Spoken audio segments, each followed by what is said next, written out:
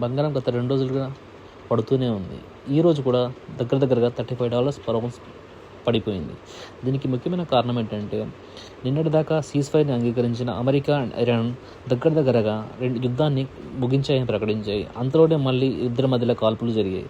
So దీనివల్ల అంతర్జాతీయంగా బంగారం యొక్క ధర తగ్గింది. దీనికి ముఖ్యమైన కారణం ఏంటంటే, ఇన్వెస్టర్లందరూ బంగారం పైన అమ్మకాలు ఎక్కువగా చేయడమే. దాంతోపాటు ఈ అనిశ్చిత వల్ల యుఎస్ డాలర్ యొక్క వాల్యూ చాలా పెరిగింది. సో డాలర్ వాల్యూ పెరగడం వల్ల బంగారంపై ప్రెషర్ పెరిగి దాని యొక్క ధర పతనమవుతుంది.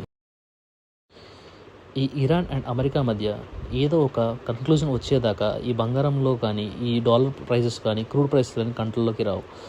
సో ఇన్వెస్టర్స్ అందరూ చాలా జాగ్రత్తగా ఉండాలి. ఎందుకంటే బంగారం పడిందని చెప్పి లాంగ్ పొజిషన్ తీసుకునే వాళ్ళందరూ చాలా జాగ్రత్తగా ఉండాలి. ఎందుకంటే ఇది ఏ క్షణమైనా రివర్సల్ అవ్వచ్చు. సో స్టాప్ లాస్ పెట్టుకొని కేర్ఫుల్గా